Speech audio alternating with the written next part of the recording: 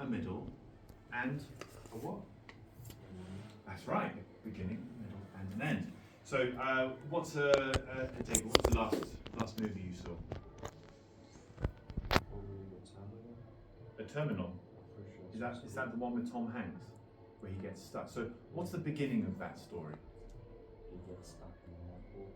Well, he's travelling somewhere first of all, isn't he? And then while he's travelling, his country ceases to exist. That's why he gets stuck. But that's the beginning bit. He's actually on his way from one place to another. Who does not know the story of the Terminal? That's okay. Most people haven't seen it. Okay, I won't ruin the ending then. Maybe we won't talk about that film. But is there a story that everyone knows? There's a Disney movie that everyone's seen, like Pinocchio. Who has not seen Pinocchio? All right, good. Everyone knows the Pinocchio story. What's the beginning of the story? That's right. There's a carpenter. He wants a son. Does Pinocchio exist yet? No, he doesn't. But it starts off with that intention, and then something happens. He wishes on a star, then his puppet comes to life, and then they go on this massive long adventure. And you all know the story, so no spoilers here. But you know what happens at the very end? What happens to the puppet? The puppet dies. Well, what happens to Pinocchio? Yeah, he turns into a boy. And so the father, well, the man's wish at the very beginning of the film is realised, where he has a real boy as his son, right? And so they all live happily ever after. Is that the end? Does Pinocchio cease to exist when the credits start rolling on the screen? No, of course not. Yeah, then the father and the son, they go on many new adventures. But the whole point of that story was how the dream of an old man was realised. He could have a son, and the whole story was about the beginning, the middle, and the end of him becoming a dad and finding a son. Now, it's pretty trippy, the film. I don't know if you remember some of the details. There are some parts where boys turn into donkeys and weird things like that. It's very strange in some way, but good fun. I encourage you to watch it as a grown-up at some point. You know, you go, when you're a child, you watch it and think, oh, that's interesting. And then you become an adolescent and you think, this is weird. But then you become an adult and you watch it again and you think, wow, this film actually has a lot of depth to it.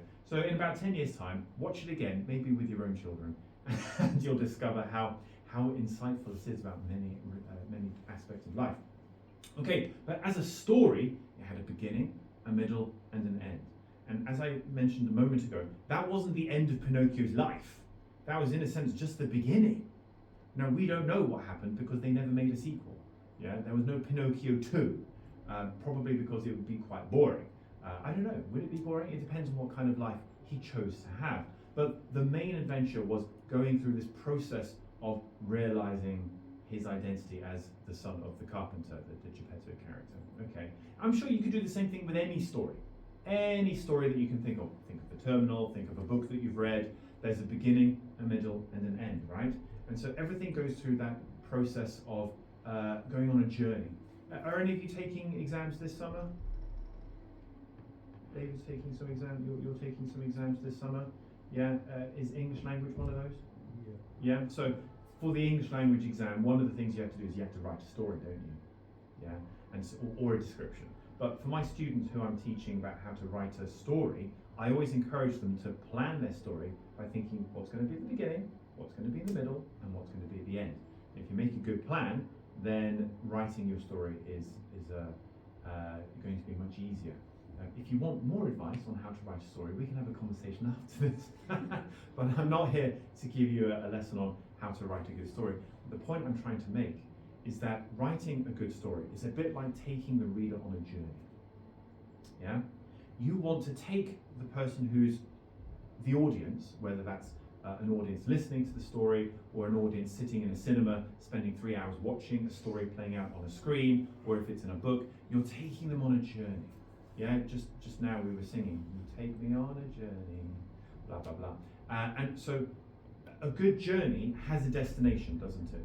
Would you like a journey if you didn't know where you were going? I mean, some people do. You know, some people like to just go get lost in the forest. I'm listening to a podcast right now about a man who lives in the. He's actually from New York State in America, but he spent most of his adult life living in the Amazon, in Peru of all places, and so he likes discovering places that no one's ever been to before. So some people do like just wandering off, but most people, when they start on a journey, it's because they have a destination in mind, and so they're trying to get somewhere. And so the whole point of your story is to take the audience on a journey. You go from one place, a starting place, via lots of detours, and you end up at a destination. Okay, so what is our destination? Where are we aiming for? What's the journey that we're all going on in life? Are we like this American guy in the Amazon rainforest who's just deliberately looking for unexplored territory? I mean, there's nothing wrong with that. There's nothing wrong with that at all. But even then, he has a purpose.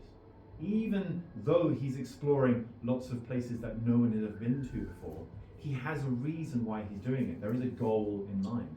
He wants to preserve and conserve the Amazon rainforest. So he's discovering virgin territory, places that have been untouched by mining and logging and drug cartels, and he's trying to protect this pristine forest and to communicate about it to people. So even though he's going off on these 2-week-long journeys, it seems like he's trying to get as far away as possible from civilization. There is a purpose behind it. So what is the purpose behind what we're doing? At your tender young age, maybe you haven't figured that out yet. That's fair enough.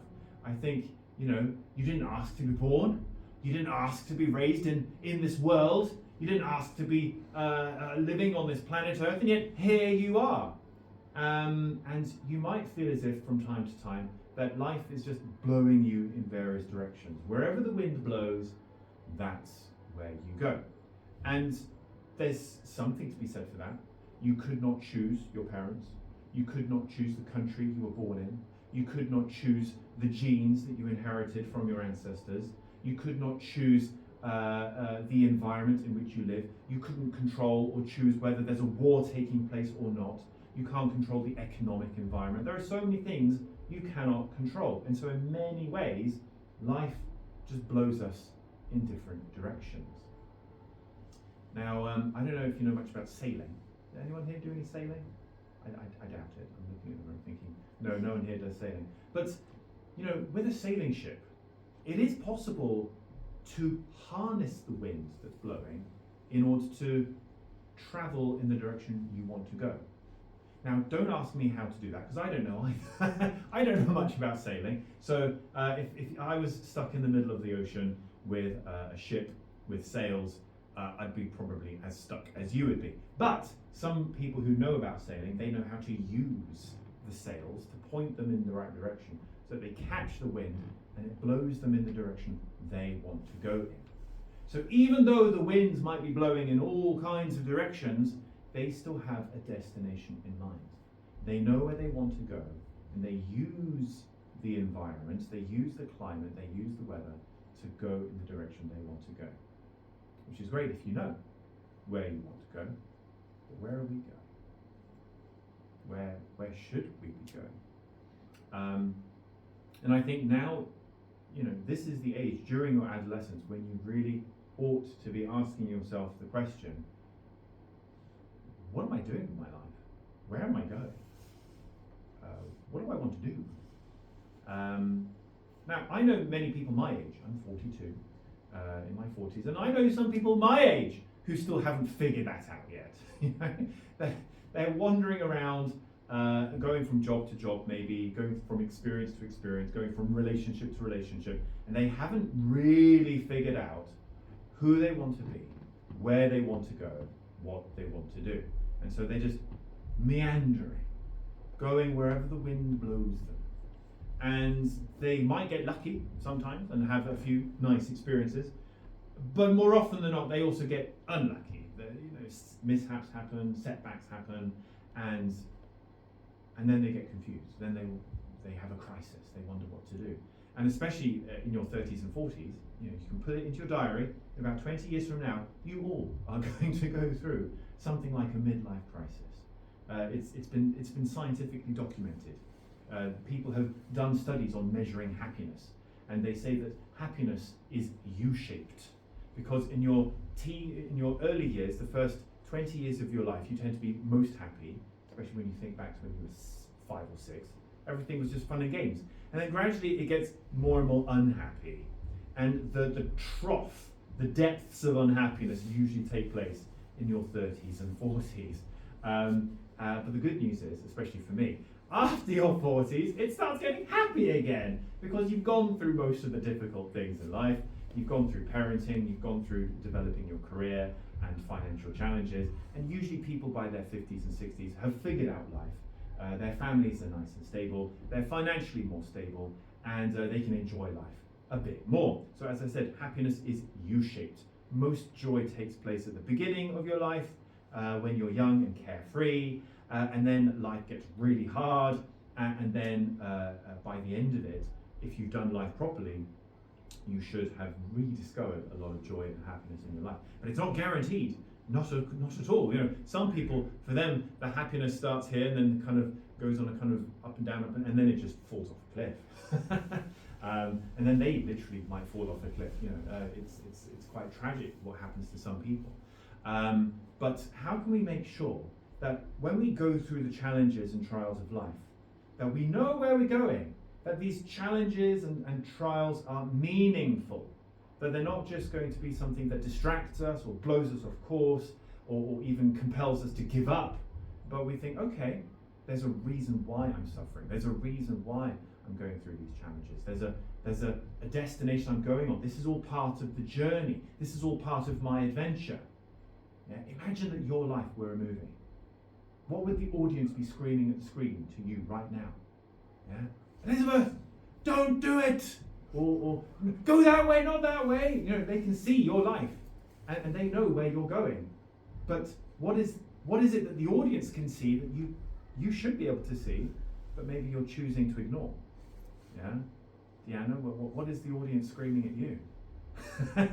in the book, maybe the book that is about your life, as they're turning from page to page late at night, as they're reading the story of your life. Do this, Deanna! Go that way, don't go that way. What is the reader screaming at you, willing you to do? Yeah? All of us can think about our lives in that way. Okay? So it's really important that we have a good idea about the destination we're going in. Now actually, I'm not going to talk about that. I'm not talking about the destination. I'm pretty sure Manbach and probably other people have talked about that, right? In the other parts of the principles of creation. If you've been studying about the ideal and the purpose of creation and the 3 great blessings, then you should have a fairly clear picture of what the destination is, what the goal is. If that's still unclear in your mind, we can have a conversation about that after this. But I'm just going to assume that you have a pretty good idea of what the ultimate audience wants for you. Who am I referring to? Who is the ultimate audience? Who cares most about the story of your life? Maka? You yourself. I'd like to think so. You'd be surprised how many people actually don't care that much about themselves. But if you do, that's good. That's a good start. But I would argue there's actually someone else who cares more about your life than you do. God. Yes, absolutely. God is the ultimate audience, the ultimate reader of the book, the ultimate paying customer at the cinema who goes to see the story of your life. Our heavenly parent is most interested in what's happening to your life. You might think it's not a terribly entertaining story to tell, but for our heavenly parent it is. God cares profoundly about you. And God wrote the screenplay for your life. God wrote the story. But did God write all of the chapters? Are we just chess pieces on a chessboard being moved around by a divine chess player who tells us what to do? Or do we have some freedom? Do we have some choice? What do you think, Abigail? Do we have some choice or not? I just said a moment ago that you can't choose who your parents are, you can't choose where you're born, you can't choose whether there's a war taking place or not, you can't choose the economic climate. There are lots of things you cannot choose, but you just said that we can choose. To me, that suggests that even though God has written the book of the story of our life, there are blank pages. There are empty chapters waiting to be written. Who's going to write them?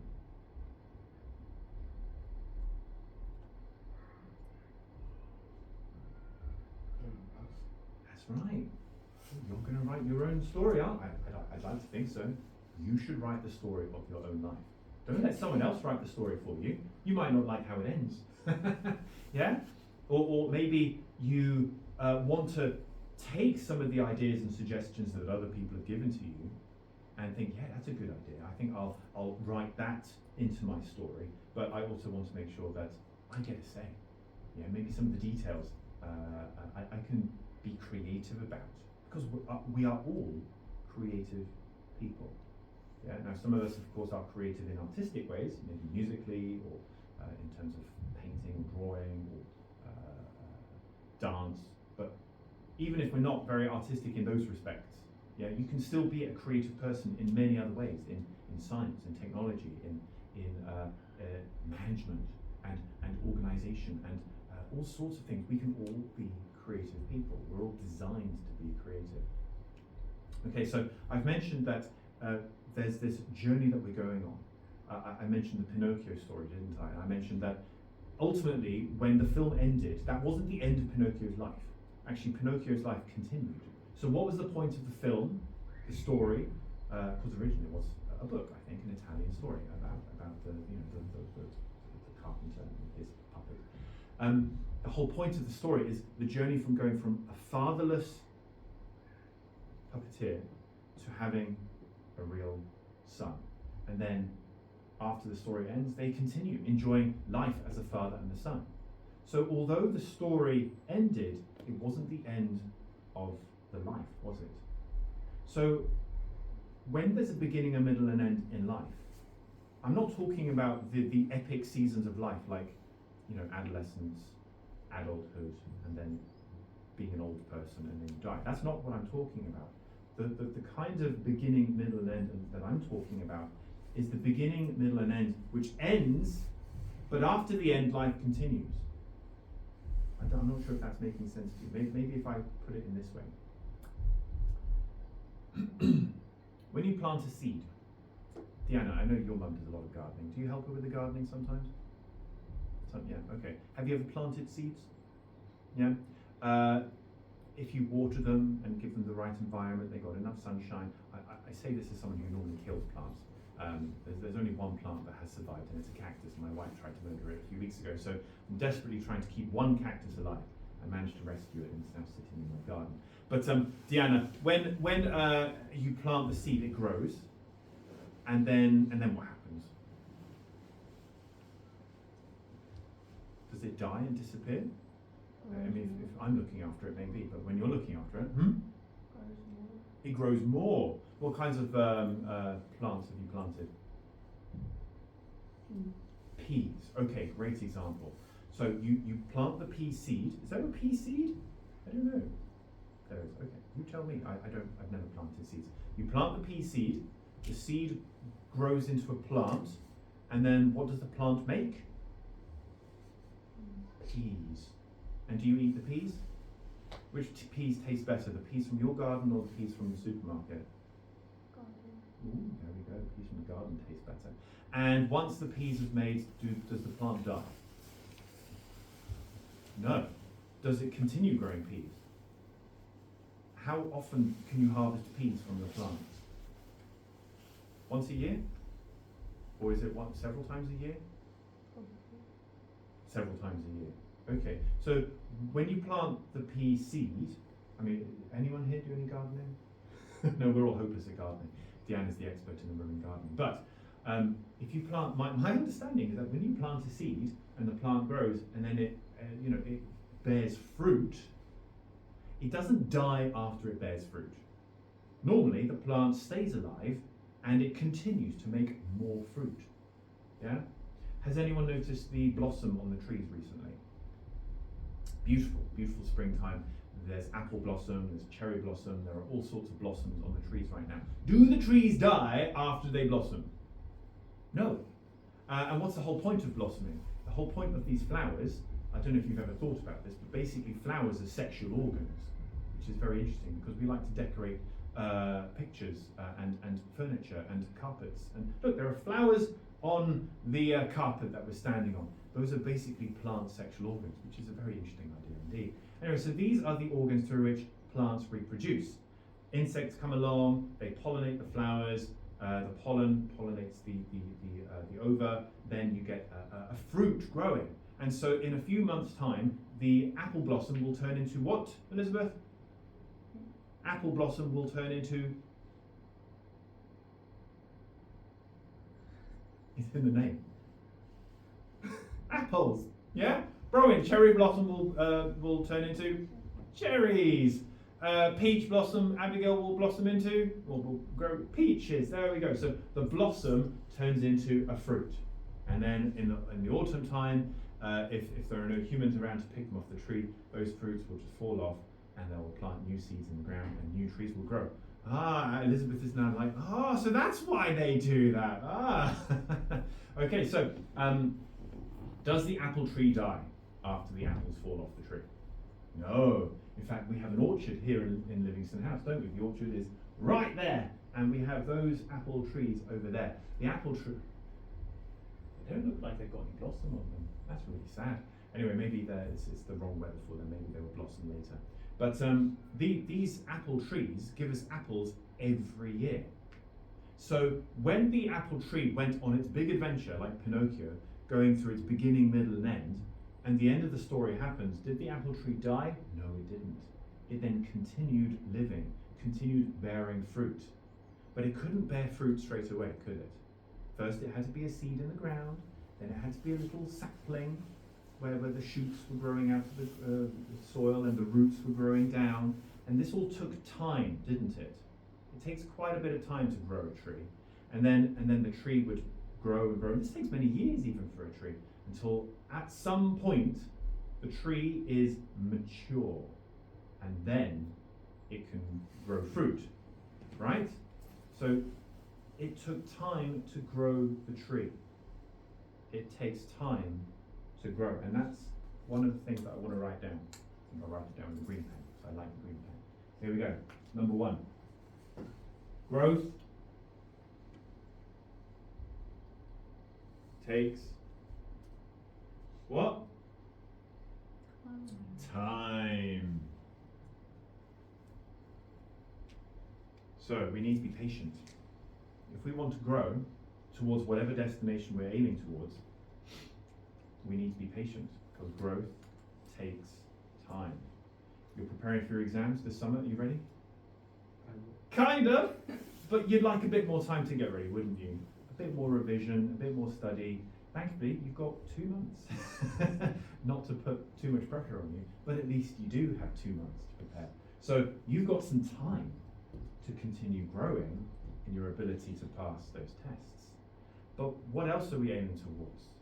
Are you aiming towards becoming an Olympic figure skater? Oh well. But you enjoy ice skating, don't you? And when the first time you went on the ice, were you perfect at ice skating? No. It took time to practice and become confident, didn't it? Do you have some goal with respect to ice skating, or is it just for fun? No, I do tricks. So you're aiming towards getting good at tricks. Yeah, I can do. Are there some more tricks that you would like to do? Maybe an extra loop on the drum. An extra loop on your jump. Right. Can you do that right now? No. No, not yet. But do you believe you will be able to do that sometime in the future? Why probably? Right, because you practice a lot. So you're patient with yourself. You give yourself the time to keep trying again and again until you get it right. And then when you get it right, you can do it. Once you've done that, do you stop ice skating? No. Once you can do that, you just continue ice skating, yeah? Doing all the things that you do. If you're learning, who here plays a musical instrument? Yeah, what instrument is that? Electric guitar. Do you take lessons? Not yet. Not yet, but you'd like to, because you want to get better at it, don't you? Yeah. Yeah? Do you, what kinds of things do you practice on the electric guitar? I mean, I just practice like chords right now. Okay, so you're practicing your chords. Can you play any chord on the guitar? E flat minor, can you play that? Everyone hates E flat minor on the guitar. Basically all the flats are horrible. Not yet, not yet. So you still need to practice, but I believe one day you will be able to play any chord on the guitar in various positions, right? because you will practice. And what do musicians do? They practice their scales and their arpeggios. Scales and arpeggios, do they sound nice? No, they sound horrible. It's like, that's not very interesting, is it? You need to do that over and over and over again in order to make sure your intonation and your timing and everything is perfect. But then, once you've learned all of your scales and arpeggios, do you then say, right, I'll never play the guitar ever again? No. What's the point of learning your scales and arpeggios and your chords? Yes, it will set you free to be a guitarist. While you're growing to become a guitarist, you're setting the foundations, laying the groundwork to become a guitarist. But once you've reached maturity as a guitarist, you don't stop. That's just the beginning somehow. Yeah? You do the practice in order to become the guitarist, and then once you are the guitarist, then you can play music. Then you can join a band. Then you can go upstairs and do what our current musicians are doing, or hopefully even better. Yeah, imagine that, being an even better musician than the musicians upstairs. As impossible as that is to imagine. So we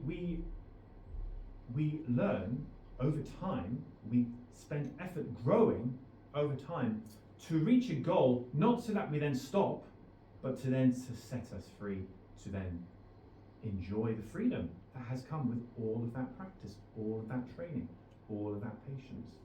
So if we are patient and tenacious, and we work hard while we're going through our process of growth, we will eventually reach our goals, won't we? Okay?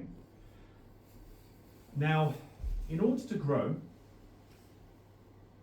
a lot is taken care of for us by nature. Yeah? I'm not going to launch into a biochemistry lesson as much as I would love to, because I am fascinated by genetics and hormones and neurology and physiology. These are all wonderful things. Anyone here interested in biology, all those kinds of things? No? Okay, never mind. But we are all blessed inside of our bodies with the machinery, the biochemical tools that will help us to grow. Did you know that inside of your brain, there is a part of your brain that grows every time you voluntarily do a hard thing? The more you choose to do hard things, the more this part of your brain will grow. And do you know what they've noticed? That part of your brain is biggest in people who do sports, in people who live longer. So actually, people who do hard things live longer, it seems, because they've been growing that part of their brain. In fact, inside every cell of your body, there is a little brain. It's called the nucleus.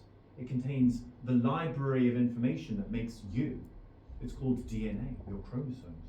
But the thing is, like books on a library shelf that never get read, they get dusty if they're never looked at. But if you do hard things, you turn genes on.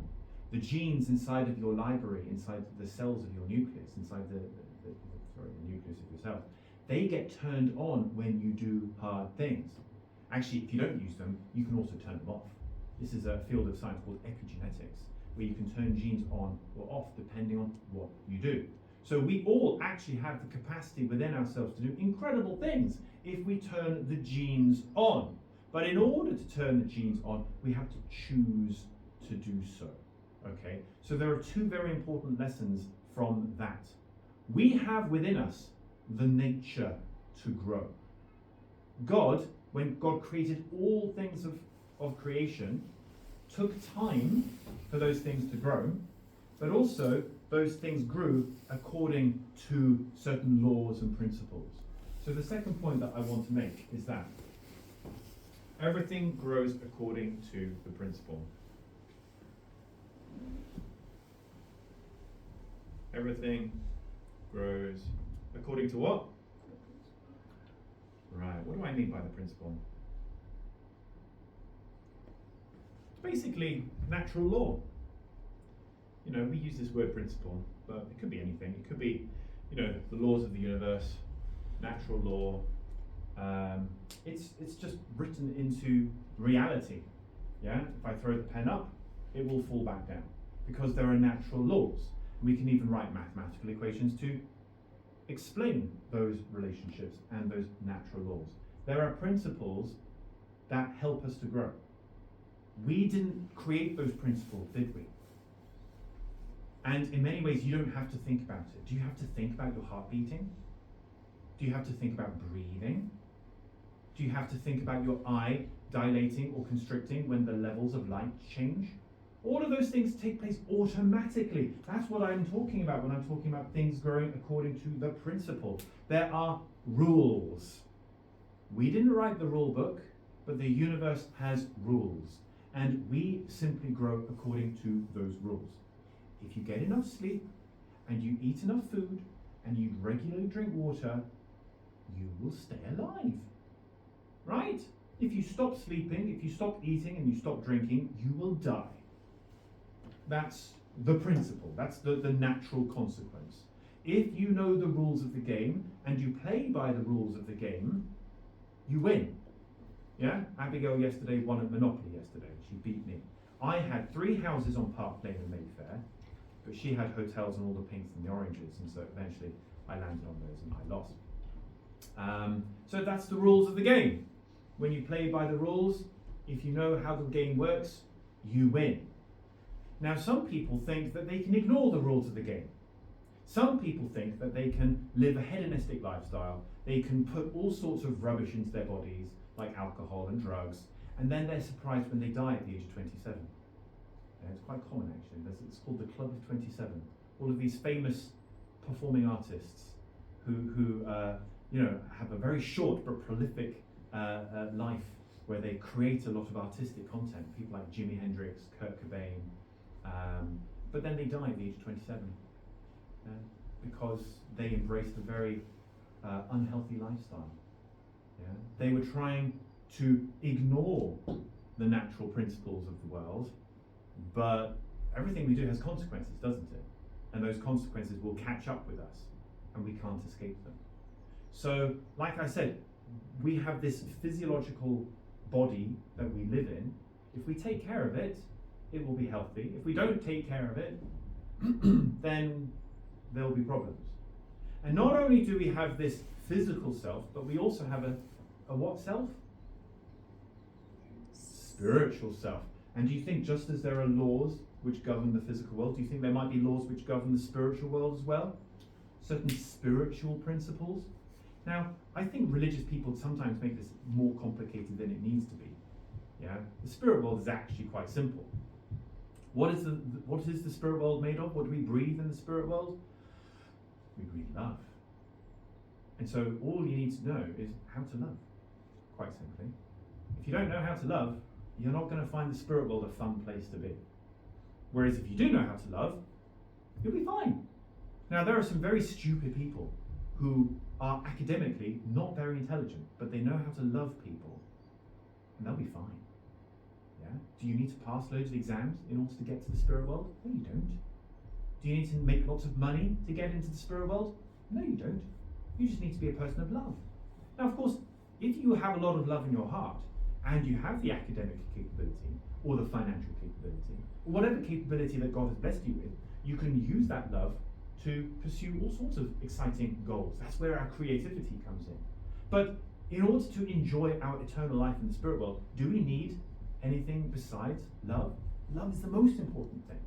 There are all sorts of capable people who've done remarkable things with their lives, but if love is missing in their heart, then they're going to find themselves in trouble when they go to the spirit world.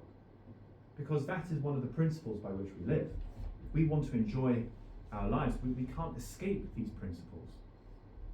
We want to live according to them. So at this young age, while you still have not yet made very big mistakes, I encourage you to learn the rules of the game. Learn the principles. Yeah? Now, of course, in some ways, you learn the rules of the game best by playing the game. But sometimes you go to, the box comes with a set of rules and you can read them. It's awfully boring to read, but if you read them in advance and maybe you can think about what strategies you can make to win the game, that's a good idea. When you were born, did somebody give you a set of instructions with the rules of the game? No. But do you think your elders have attempted to pass down certain rules that they've seen which seem to work? And suggest, why didn't you try living life according to these rules? Because we think these rules will make you successful. Yeah? And so for thousands of years, humanity has been collecting the principles which seem to work, and also collecting anecdotes of the mistakes that people tend to make and say, don't do that. And so we, as the young generation, have inherited lots of collections of rule books. And if you compare them with each other, most of them are quite congruent. Most of them are quite similar. If you look at Islam, if you look at Hinduism, if you look at Buddhism, if you look at Christianity and Judaism, if you look at all of the world's religions and philosophies, they tend to overlap in most of the important details. So actually, as tempting as it is as young people to reject the wisdom of history and say, we're going to do something new. Of course, you should do something new. Please do something new, but do it within the context of the principle. Here we go. Good afternoon, Farah. Good evening. Good evening. So, number 2, everything grows according to the principle. So, if we know what the principles are, we can hack those rules, can't we? We can hack into those principles. Yeah? So far, just a moment ago, I was talking about how we have DNA inside of every cell of our body, and that we can turn genes on or off.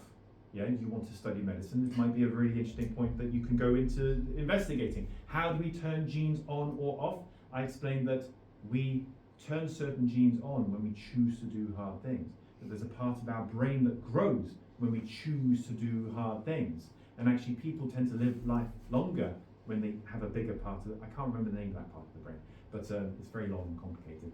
But like most parts of the brain are, they all have very strange names, like seahorse in Latin, or things like that.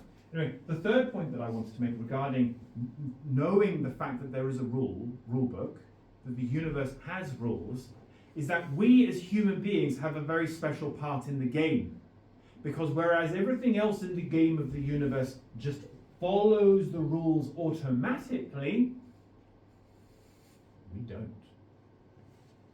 We can choose whether or not to follow the rules. And so we are blessed with responsibility. Humans have a portion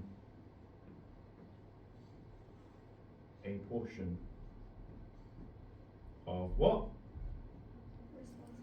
Responsibility. Awfully long word. Let's think about the word responsibility.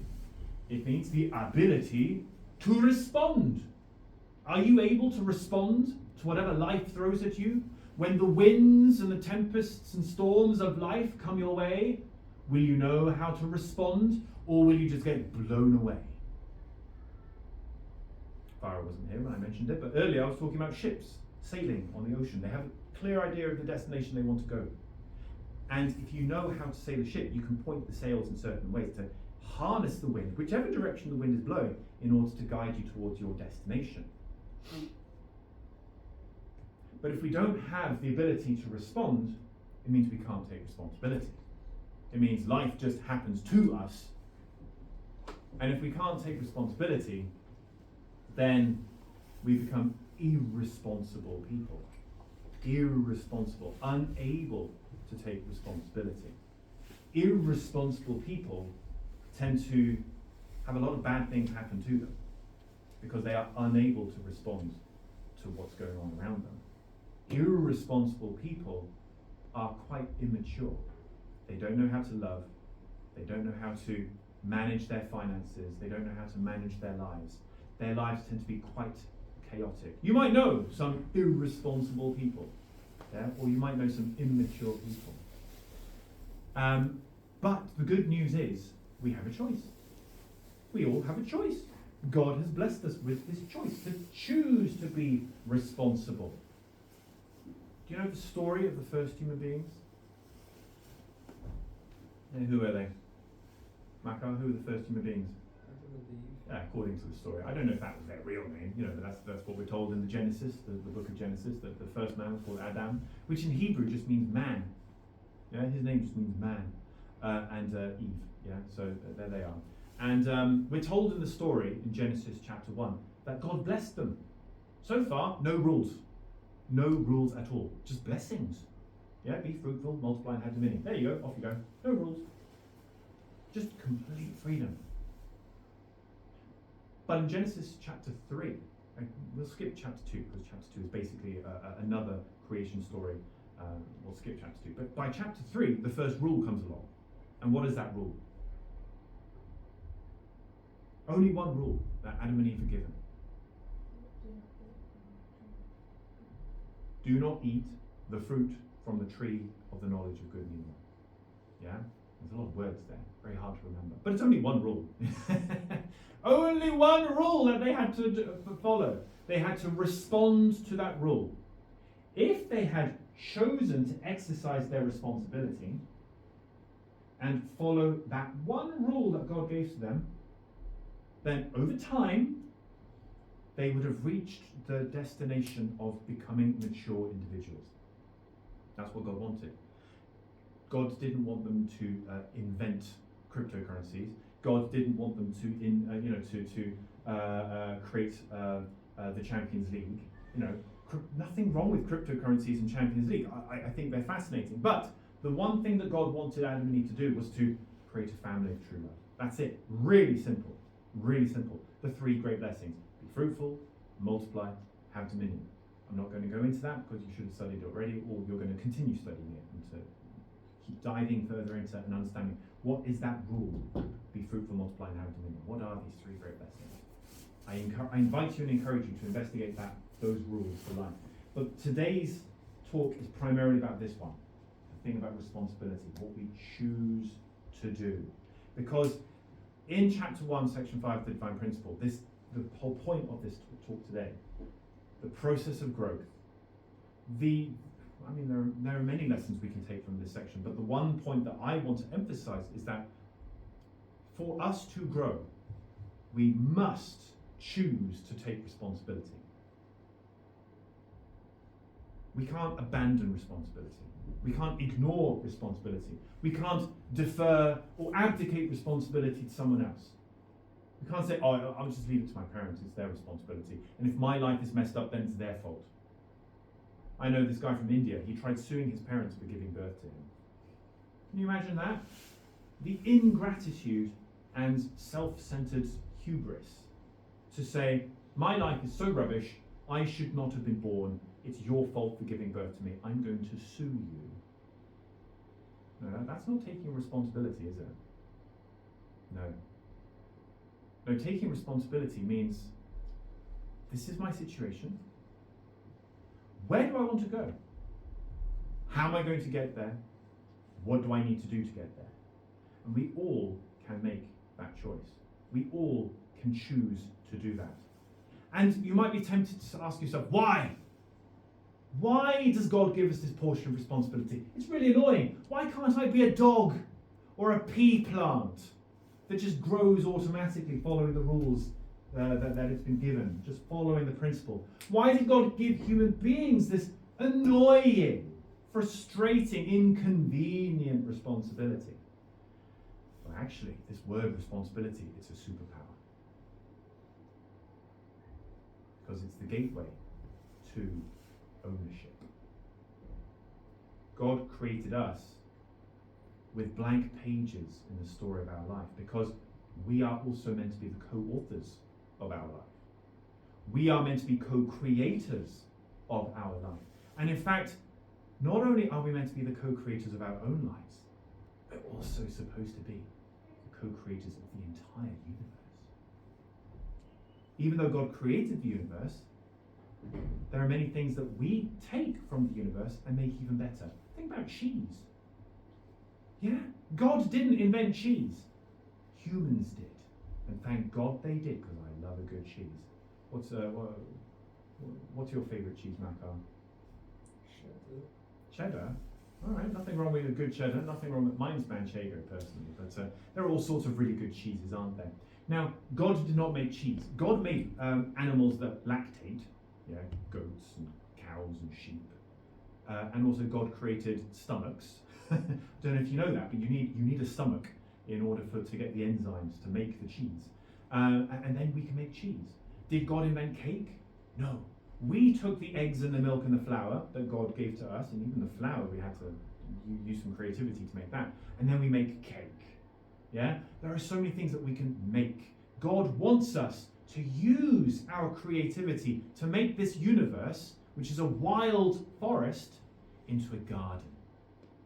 A beautiful, ordered garden, which takes the magical chaos in the world, but then using our responsibility, we then exercise the ability to make something even better. Now here's the thing. God cannot just grant us that power if we haven't earned it. We need to earn the authority to govern all things of creation. It's in there in chapter 1 of Genesis. Be fruitful, multiply, and have dominion. We're supposed to have dominion. But the path through which we get there takes time. We have to follow the laws of the principle, and we need to take responsibility. And that responsibility is key. Because if we can be responsible for ourselves, then God can trust us to be responsible for others. Yeah? Some people can't even take responsibility for raising their own children. They make the children, but they don't raise the children. Yeah? Becoming a father is easy, but becoming a dad is difficult. Have you heard that one? Because there are loads of people who can become a father. They can father a child and then just walk off.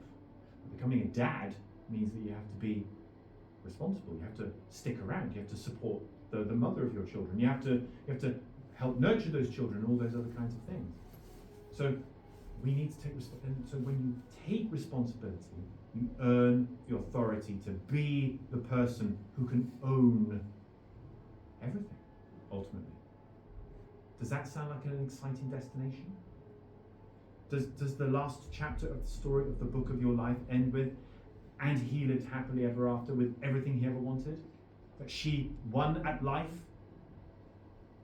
If so, if that's the ending that you want, then I encourage you to think about what are the adventures awaiting for you when you choose to take responsibility. What responsibilities are calling to you right now that you kind of are choosing to ignore, but if you really pay attention to them, you think to yourself, yeah, it's going to be hard, but you know what, I think it's going to be a great adventure. And if I do choose to take responsibility, what treasure will I find as a result? So, what are the 3 things that I want you to take away from this lesson? Let's read them all out loud. Number 1. Growth takes time. Very good. Number 2. Everything grows according to the principle. And number 3. Humans have a portion of responsibility. Lovely. Shall I wrap up with a prayer? Yes, please. All right. Thank you. Good morning, Heavenly Parent. Thank you so much that we have this River South Community Worship service today in which we can make our offering to you, the offering of our hearts, the offering of our gratitude, the offering of our repentance, and just our offering as a community that we are together, loving you and loving one another. And even though we might not see each other for many days or even weeks in the time in between, but when we do gather together, we want to celebrate the blessings of knowing you and being one family centered on our true parents. Being people who choose to attend our true parents with gratitude and joy. Heavenly Parent, today in this HARP teaching we've been focusing on process of growth. We know that things grow over time, and although there are laws which govern the ways in which things grow, we, your children, Heavenly Parent, have been blessed with a portion of responsibility. We want to think about the things that we have responsibility over right now, what we can choose to make a difference over. There are many things we can't influence or affect. We can't change the conflict in Iran right now or in other parts of the world. We can't change our financial circumstances, or we can't escape the family in which we're living or the community in which we're living. There are many things we can choose to respond to, Heavenly Parent. And I pray that when we think about the things we can take responsibility for, that we will choose to take responsibility, that we will be responsible people, that ultimately we will be able to resonate with your heart, Heavenly Parent. That is why you want us to be responsible. To be able to respond to your gentle whispering as you live in our hearts and guide us. We want to be able to respond to your guidance as we live in your direct dominion, rather than just living in the realm of indirect dominion where we are governed by the laws and principles, but where we can ultimately live with you. Heavenly Parent, we offer to you now this HARP teaching. I pray that you'll bless all the young people in this room right now with their week ahead. And especially for those who are preparing for exams this summer, I pray that they will take the responsibility of studying well, revising well, and acing their exams and enjoying them as well. All these things I want to pray now, attending the Holy Mother Heart with enormous gratitude in my name, Matthew Huish, of Blessed Family. Adieu. Thank you so much. Let's give a round of applause. Okay, friends, that's everything for today. If you have any questions, obviously, please do ask them. But also, in terms of next month, we don't have a HARP teaching, so we encourage everyone to attend the 7-day Divine Principle workshop, or at least a weekend. I know William was advertising it last week, so if you have any questions, I'm sure William can give you a bit more information, because he's helping out. But yeah, if you can attend that, that would be great. And then we have the HARP service, I forgot the date, I think it's 17 or 19, the third Sunday at the Sunday. Yes, that's everything, thank you. I didn't bring any snacks today, I'm sorry. I have snacks. You have snacks, that's good. Wow. Let me stop this.